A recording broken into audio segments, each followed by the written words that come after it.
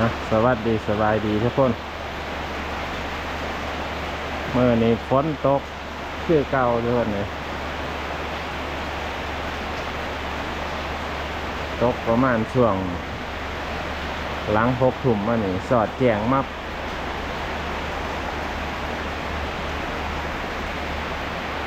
ตกลักษณะนี้บ่เศร้าง่ายนะดิ้นเรื่อยๆจะใช้มือนี่ก็สิ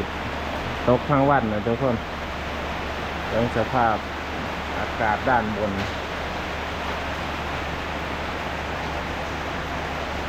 ตอนนี้กับ6 โมงครึ่งทุกคนเวลาตอน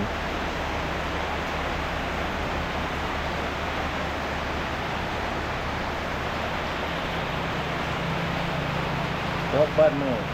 คิดว่าดูสภาพอากาศแล้ว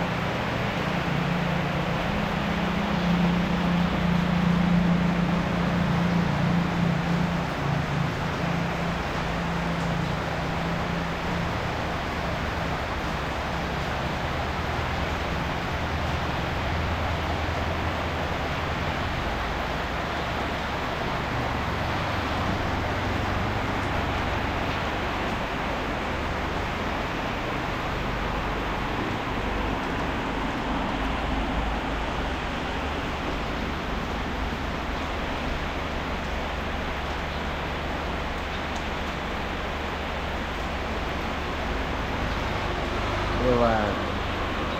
ป้ายอยู่เขาเนาะช่วง